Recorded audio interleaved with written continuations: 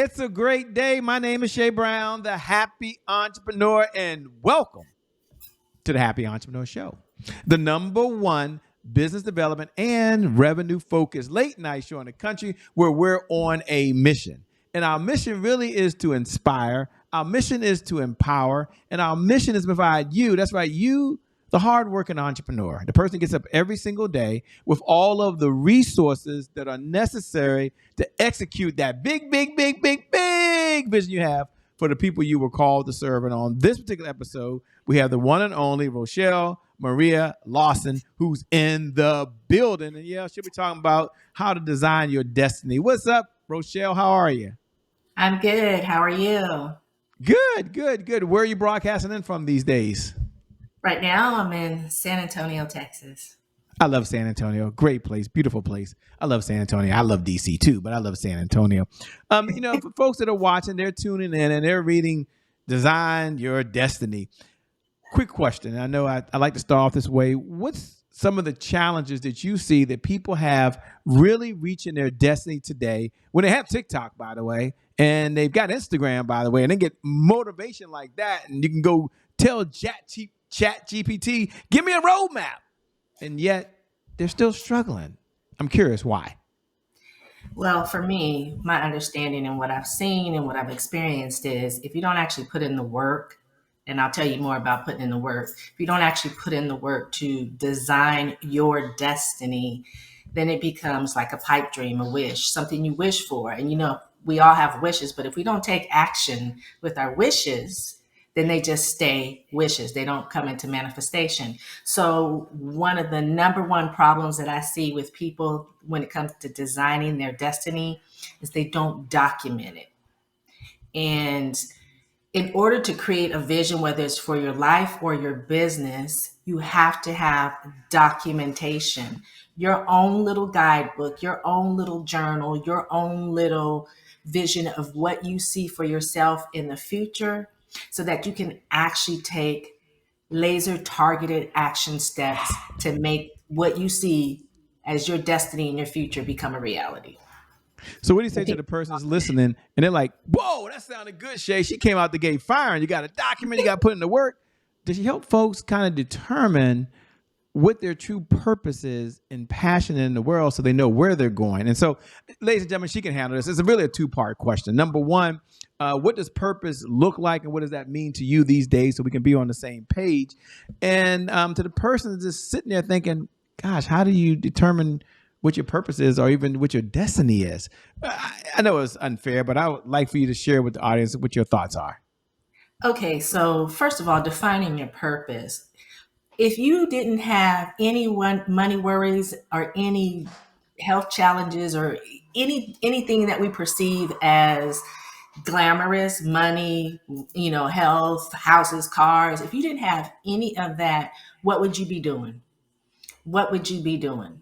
And when you can answer that question truthfully, then that is the identification of your purpose. You see, our purpose is something that we're divinely given, and it's divinely embedded in us when we are born. However, as I say, as we travel down our path to bliss, things come across our path, and sometimes it's things that are not ours, but people around us want us to fulfill. For instance, it may be in their path and their purpose to do something, but they never got to do it. So they'll say, you know what, you should go to school and become a doctor. You're so smart. Or you should go, become a nurse, or you should become an attorney. Well, sometimes we absorb that information because we're surrounded by that growing up, and we actually do those things, but that's not necessarily what our purpose is. And so to take a step back, I say, what would you be doing if you had all the money in the world? If you had money like Jay-Z and Beyonce and you didn't have to worry about making it and you didn't have to worry about your health and well-being, what would you be doing? Sometimes people say, you know what, I would be helping the homeless, or I would just travel around the world and experience new people, new places, new ethnicities, and how they live and ebb and flow. Or I'd be doing nothing. I'd just be sitting right here watching TV. But it's all about figuring out what you would do if you already had all the stuff that you wish you had in your life, such as health and well-being, money, and those kind of things. So is it possible then, I guess, as you were talking that, and that's spot on, is it possible your purpose and destiny to shift and change? Let me give you an example. I'm the only confused person out there, I'm sure. But maybe they're like me. Once upon a time, I was single, and then I was married, and then I was single, and then I was married. Don't judge me. Don't judge me. Once upon a time, my kids were real small, and then they were adults. So I'm an adult type of parenting these guys. Then I worked a job, and now I'm an entrepreneur, and now I'm a grandfather. So I guess the question is for the person that says, is it possible that for your destiny or your purpose to shift or transition? What do you say to that person is wondering if they're in that transition shifting period? And ladies and gentlemen, this is not a therapy session, okay? But I know some of you might be like me. You might be like, "Wow, I'm a different person today than I was 3 or 4 years ago." Does my shift change? Does my purpose change? Does my destiny change? Talk to us. Okay, so yeah, it for all of you guys who listen, watching, and whatever, um, at different parts of your life, of course your purpose changed. When I was in my 20s, when I graduated from college, when I got my first degree, my purpose was to get a job. I wanted to be the Connie Chung, but something happened and I was told, you know what, we don't have positions for people that look like you in that arena. Okay. So, and then, I went back to school and got another degree. And then I decided to be an entrepreneur and start my own business. That was in my 20s. Once I had kids, my purpose changed with regard to I want to make sure that I provide the best that I can for my children. And in the context of doing that, I want to make sure that my business is successful so that I can provide to them the best that I can. In my 30s, it changed a little bit more. Now my business is a very well established business and my kids are growing up and I'm teaching them the skills. Now, as I'm getting in my 30s, I want to make sure that I'm doing the right thing with regards to my health and well-being and making sure my health and well-being is in check. So my focus became on being super healthy and well, going to the gym, eating the right foods for my body type, all that kind of stuff. As you ebb and flow down your path to bliss, your purpose will change. It will evolve. It's not necessarily a changing, but it's an evolution. You're not the same person you are when you my age, which is 29, 3 decades. You're not the same person you are at my age as you are, say, at really being 29. You learn things, you grow, you have experiences, you have heartbreaks, you have upsets, you have triumphs, you have challenges that you overcome, you have wonderful things that happen in your life. But all of that is to help you as you ebb and flow down your path to bliss, to always stay in that lane that represents you and your purpose. I love it. Now, you mentioned the word blissful a couple of times, and people want to know what in the LL Cool J does blissful mean. I mean, you keep saying blissful living. Don't worry, ladies and gentlemen. We'll ask her a two-part question. I think this is even more fair. Number one, tell us what does blissful even mean, so we can all at least be on the same page. It means different things to a lot of different people. And then number two, give us the backstory into how blissful living was developed and the mission, goals, and objectives, because that's part of something that you elevate as well, is helping people find their destiny, make sure they're tracking their destiny. I think that the destination is blissful living. So, two-part question. Number one, define blissful living. And number two, what's the backstory on who you are that led you to this whole blissful living movement that you have going on now? Okay. Ooh, I love this. Shay. So, blissful living is all about, and hopefully this is just grown people listening to this, right? But blissful living is all about when you have that orgasmic moment. It's like absolutely incredible, right? Incredible. It's the most incredible feeling in the world, other than having kids and going through the process of labor and getting them kids out. That's an incredible experience. That's an orgasmic experience as well. Blissful living is that you continually have a life where you have those orgasmic experiences consistently and constantly. And you can design your life, your destiny, so that you always have those experiences. Now, there are going to be challenges and stuff that comes into your life, but it's not necessarily the challenge. It's how you handle the challenge. And when you're living in that blissful type of state, that orgasmic type of state, you will handle the challenge much differently than you would if you're not living blissfully. It's a way of being connected with the divine that allows you to tap into that positive, powerful, magnetic, life enhancing energy and allows you to experience the true state of bliss each and every day. Now, I'm not going to lie to anybody listening. It's a constant process. It's a journey. It's a journey. But when you learn to ebb and flow, and when you know what your blissful orgasmic point is, you know when you veered from it, how to get right back to it. And they're one as you're talking about that. That's a great way to describe it. By the way, they're looking over your shoulder because we're all nosy, and they're like, Shay, she obviously has this sign directly behind her for a reason. Shay, so can you have her tell us what's on the sign and why it's so important? It's like it's right in the picture. I mean, obviously she knows it's right there behind her, and I know you see it as well. So take a moment and tell us, what does it say? We're trying to read it. We can see a little bit of it here when you put it full screen. Okay, What does it say? And then why is that right back there behind you? What's the big why? We're so it's curious. just a girl boss building her empire. Let me see if I can flip my screen up so you can see. Oh, That's me. You see, I got my Chanel shoes, red bottom heels on. I'm in my queen chair because I am known as a queen of feeling fabulous. My skin is glowing. I got stacks of money behind me. I'm looking radiant as can possibly be, and I'm feeling absolutely fabulously healthy. Yeah, so that's what that's about. So it's a constant reminder for me to share with everybody that if you're a girl, you're a queen, you continually building and expanding your empire. And if you're a guy, you're a king, and you should be continuously building and expanding your empire. Now, for guys, it's gonna look a little different. Y'all might have your suit, your Louis Vuitton suit on, and woo, I'm not sure woo. what kind of you might. I think they have red bottoms for dudes too, but whatever it is, you suited to the nines, and so it's just a constant reminder to stay on your game. And no matter what, as a woman in business that has multiple businesses, I'm always looking at building and expanding my empire. And I am that girl boss. So I can't just wear my hookah tennis shoes. Is that what you're saying? I mean, golly, it's not gonna make it, huh? No, I'm messing with you. Like, what? You can do whatever My you want to. hookah, You know how you my see hookah the running sports shoes, my broadcasters running shoes. on Sunday, they got their suits, they suited to the nines, and then they got their Nikes on. You whatever you want to do, whatever represents you. Let that represent you. Just remember that you a king or a queen, and you always are building and commanding your empire. I love it. What do you enjoy most about what you're doing these days?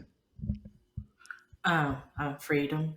I can be anywhere in the world and still run my businesses. And that's kind of how I've built my life. I like traveling. I got the travel bug when I was very young and was working for an airline.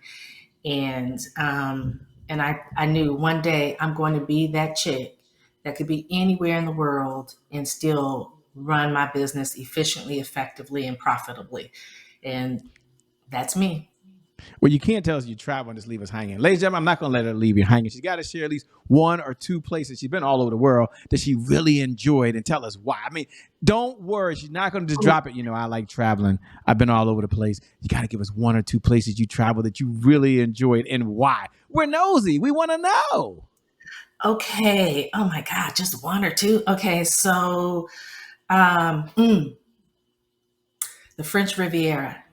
When I was a little girl, I had no idea where this place was, but I had a bunch of boy cousins. I was the only granddaughter in my generation, and they'd make me mad, and I'd be like, I'm just gonna go to Saint Tropez. Well, I had no idea where Saint Tropez is. I must have saw it on one of the movies back in the '60s. Um, and so I went to the French Riviera by accident, just just a trip, and ended up in Saint Tropez. It was absolutely amazing. I went to Cannes where the film festival was happening. I went to Monaco during this time that I was in the French Riviera and the Monaco Grand Prix was happening. And that's something that I used to watch with my dad when I was a little girl. So I would have to say the French Riviera and the whole Avignon region because it was just absolutely amazing. And the food and the wine and the shopping and was just fabulous. And in Saint Tropez, seeing those I want to say yachts bigger than Tiger Woods, the one he had.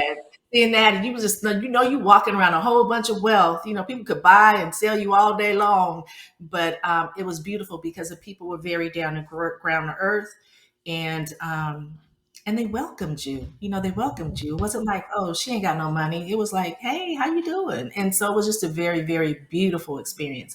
The other place, oh, I got a lot of them. Italy for sure. I've been throughout the whole country of Italy, and one of my favorite cities in the world is Florence. It's just absolutely amazing, the artwork and the history, and I know that's back in the day where the Medici family reigned, and the Medici controlled the money back in the day, and so it just goes with what I for me as a girl, commanding my empire, uh, just being around art and beauty, good food, good wine, spa treatments, all that stuff we girls like. Florence has it all. And the I love it. shopping, don't take your girl there, you be broke. I love it. And as you were talking, ladies and gentlemen, we're going to help you now. I'm going to ask her what are 3 steps or 3 things you can do to really design your destiny. You've heard her talk about her story and where she's been and some ups and downs and so forth. And we'll get into her January 1st moment. But first, she's going to help you. I'm going to ask her. I'm telling her now, obviously, but ask her. She'll give you like 3 steps, and it's probably a lot, I'm sure, but 3 things that you could do so that you can design your destiny and really do the things you want to do in life. Take it The away if first, you would. the first thing you need to do is you really need to explore what it is that you like to do. Explore what it is that you would really be doing if you had everything in your life taken care of. And in the essence of exploring, don't hold back from anything. Everything is possible when you're exploring. So explore, dig in, tap, sit back and have a meditative session. And as you go into that meditative session, ask yourself, what is it that I would really, really love to do if I had no money issues and everything was taken care of for me?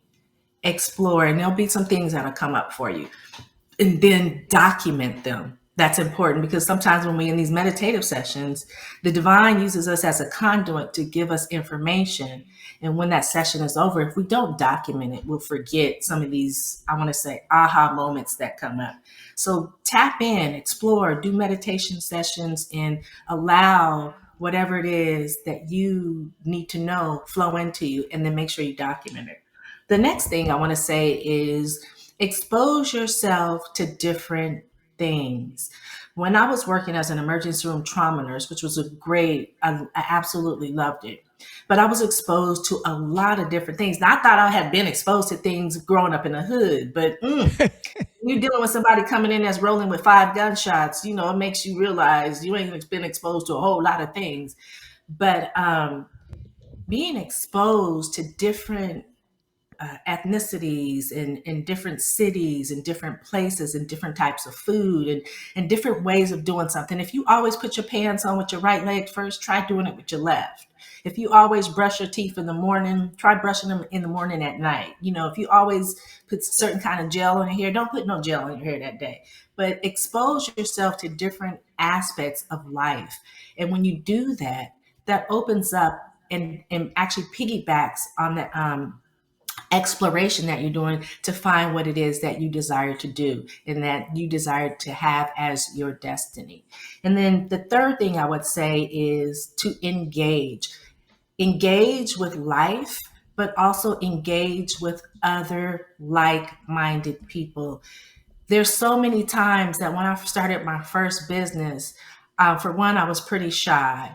And two, I wasn't confident enough in what I thought as my abilities to run a business.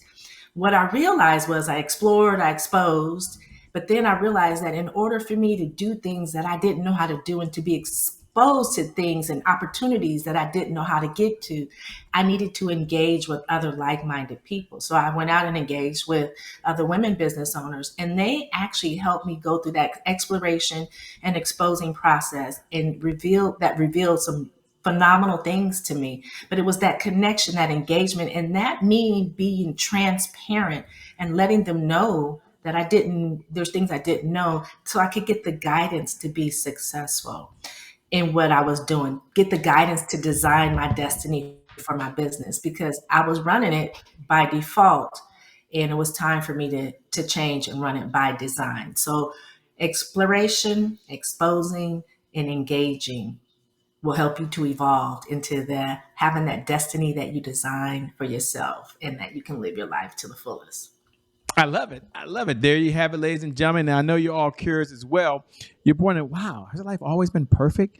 Has there ever been a huge setback that she had to bounce back from? We do have a segment here, just to let you know, Rochel, called Today is My January 1st. And for those folks that tune in every night at 11 p.m. Eastern Standard Time, you wait for just this one moment. Today is my January 1st. You can say those words, by the way. For all the folks who are tuning in for the very, very first time, welcome to the Happy Entrepreneur Show. We appreciate that. Make sure you follow us. Make sure you stay in the conversation. But today is my January 1st, represents our personal mantra. It's a do-over. It's a fresh start. It means the past, no matter how dark, no matter how gloomy, no matter what's ever happened or how successful, the past does not equal the future. So my question for Rochel is, when was the time that, well, two parts. When you hear those words, today is my January 1st, what do you hear? And number two, what was a setback you had in your life that you had to bounce back from? Okay.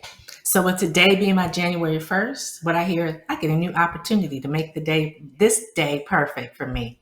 I may not did it yesterday and I may not do it tomorrow, but today, this girl gets the opportunity to command her throne any way she wants to. I just got to get up out of bed, put my foot on the ground, and take that first step forward.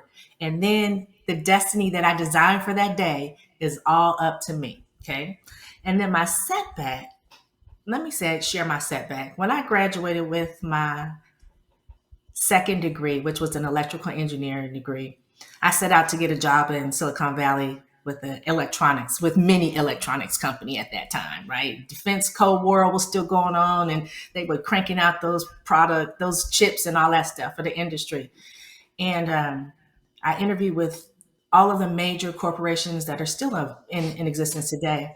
And what I would hear during my interview was, we would love to hire you. Oh my God, you're so young and you're smart and you'd be an asset to our team. And oh my gosh, how did you get all this knowledge? And, so on and so forth. And then the interview would change and I would hear, however, you're going to be working around men that are your father's age. And until we can figure out how to make them comfortable, we can't hire you just yet, but hang tight, we're going to call you. So stay by the phone. Back in that day, it was the phone on the wall. Well, I never got hired. I never got that call. And I thought, wow, I did everything that I was told to do, go to school, get a good education, because that was a gateway for African-American people to go out and be recognized for not only their beauty, but also their mind. But I couldn't even get a job in the field. And I was a top student in my class. That's when I began to use the exploration, exposing, engaging, and evolving. And when I put those 4 E's into process, it led me to starting the first woman-owned, minority-owned telecommunications installation company in the United States. It allowed me to take that business from 0 to 7 figures plus and become one of the top 50 women-owned businesses in Silicon Valley. You see, I was the type of girl that if you told me I couldn't do something, I was going to be like, in my head, watch me, because I'm going to succeed. Even though you put these barriers up against me, I'm going to succeed. But imagine, graduating from college with a second degree at 21 and a half and not being able to get a job in your field because you were the wrong gender and it was the wrong time of the history of the world for you in that moment in time. I could have let that hold me back, but I didn't. I was tenacious and I can't get a job. I'm gonna start my own company so I can have a paycheck to pay my rent, put gas in my car, pay the cable, telephone, and electricity, and have a little bit of money to go to the club. That was it. That was it. Well, as you were saying that, I love that. I love your humor. One of the ways that question I love to ask, one of my favorite questions to ask, which is, what's one of the best pieces of advice you've ever been given? Right. And I know you've had so many mentors along this journey of life. I like to frame the conversation for the audience, but you've had so many mentors along this journey of life. Success is, I believe, least I believe, a team sport. So we only get so far by ourselves. So I guess the question is, what's one of the best pieces of advice you've ever been given? And for you, the audience, for you watching, for you listening, whether you're right now at the gym or maybe you're cooking right now, or maybe it's playing on your computer right now, you're listening to it in the background, go ahead and tune in now, like lean in, because you get to walk away with one of the lessons she holds near and dear to her heart, Rochelle, that you could also apply in your life. Take it away, please. What's one of the best pieces of advice you've ever been given? One of the best pieces of advice I've ever been given to me was, it came to me when I was 10 years old and I was running track and field, doing the 400 meters, and I hated losing. And as I sat there on the practice field crying and just having a fit, a very famous athlete was training at the site, came up to me and asked me what was going on. But long story short, he told me, visualize the end before you begin. And I was like, what? I'm 10, I'm from the hood. We don't talk like that. But he explained to me what I need. If you visualize what you want to happen at the end before you begin, it makes that visualization more of a reality and more tangible. And you will streamline your processes and everything you do to get to that visualization of the end. My visualization at that time was I wanted to be the first one across the line. So I always visualize myself winning the race. And when I began to do that as that little 10-year-old girl, I began to win the race. I would look at aspects of how I was running and where I was slacking and things of that nature and make those corrections as I was running. And I began to win. And so me visualizing me winning before I began the race was huge. And I took that throughout my life. When I couldn't get hired as that electrical engineer in Silicon Valley, I visualized the end. I just started my own company. Didn't have an idea that was going to be as successful as it has been for the last 33 plus years, but I'm just going to start my own company. Okay, then I'm going to start another one. So it's all about seeing where you want to be before it even happens. And then you can take the steps to create your destiny by design from that. I love it. Ladies and gentlemen, you had a master class and someone that not only talks the talk, but also walks the walk, by the way. As we come down the home stretch, I guess I have a two-part question. Number one, what type of clients do you work with these days? So folks know, so they know that's number one. So are you taking on any new clients? So what type of clients are you working with? And number two, are you taking on any clients? And then the last part of that is, how can folks connect with you? How can they stay in this conversation over and beyond today? Three parts. You got it. Take it away. Okay. So clients I work with women and women entrepreneurs and a few smart men as well. And I really help them to unlock their bliss, that orgasmic feeling that they could have each and every day without doing the do, so to speak, by balancing the pillars of wellness, wisdom, and wealth. Wellness is our greatest asset. And when you combine it with the skills of being wise and then have wealth, whatever you define that to be, then your life becomes blissful and you become unstoppable. And so that is what I do. I help people to not only have the life of their dreams materialistically, but to be able to live the life of their dreams because they got the wellness, wisdom, and wealth in check. How you can find me, I'm everywhere. You just Google Rochel Marie Lawson or the Queen of Feeling Fabulous, and I will come up. I'm on all social media avenues under Rochel Lawson or Blissful Living, which is my second business, the brand for unlocking your bliss. And I forgot the third part, Jay. I'm sorry. What's the best place for them to connect with you? I'm sorry. What's the best place? Best place Website, for or where them can they to connect? with me. You can connect when you could go to my website, www.blissful, the number 4, the letter U.com. Drop me a line. You can check me out on YouTube. You can, I would say send me an email, but it's probably better if you go to my website. You can pick up a copy of one of my books and you definitely will have all the information on how to connect with me, direct connect with me by having one of my books in your hand. So there's just so many ways. I have a podcast myself. I speak all over the world. If you can't find me, it's because you ain't looking. And they're like, before you go, Shay, don't let her get away with it. I mean, she showed you the book behind it. We got to know the book, and she got to tell us at least one or two of her favorite affirmations. I mean, it's not possible for her just to point to the book. I know, I saw it too. I'm with you on that. I know I'm with you on that. So can she pick up the book? The affirmations is right there to her left or right, and give us at least one or two of her favorite affirmations out of the book. We want to Okay, let know. me open up the book. I'm just gonna open Open it up the up because book. the way I You designed can't the just book. point to the book and then leave us hanging. We all like, buy the book, ladies and gentlemen. Okay, go buy the book and buy all her books. But right now, you're on a Happy Entrepreneur Show. You know we're not gonna let her go like that. No. So please tell us what's one or two of your favorite affirmations in there. Okay, I picked up the book and I just opened it up randomly, and I'm on day 57. I am conscious of my resourcefulness, my creativity, and my power to chart a great journey. So you know how you said like, oh, this is the new day. What are you gonna do? Start open that open up my affirmation book and pick a day. Wouldn't it be great if you woke up and said, I am conscious of my resourcefulness, my creativity, and my power to chart my journey today? And my journey is going to be absolutely amazing. And then another, I'm going to go just open it up randomly again. I'm on day 169. Serenity is all around me. Prosperity is flowing into my life. Abundance is being bestowed upon me, and I am open to receive. So those are just some of the two of the affirmations in this book that contains 365 of them. But not only that, this book contains affirmation, it gives you also an intention that goes with that affirmation so that you take action that day. You would take intended action that day to make that affirmation a reality in your life for the day. So, I mean, if you want to experience 365 days of orgasmic bliss, you better pick up this book. You know, one of the reasons I enjoy having these conversations with you, Rochel, and every time we talk, is that you have a framework. And yes, it's important, ladies and gentlemen, you be motivated. I get that. And yes, I get it. You've got to be inspired and get emotionally, charged up. But one of the benefits when you have a conversation with Rochel is that there's a framework.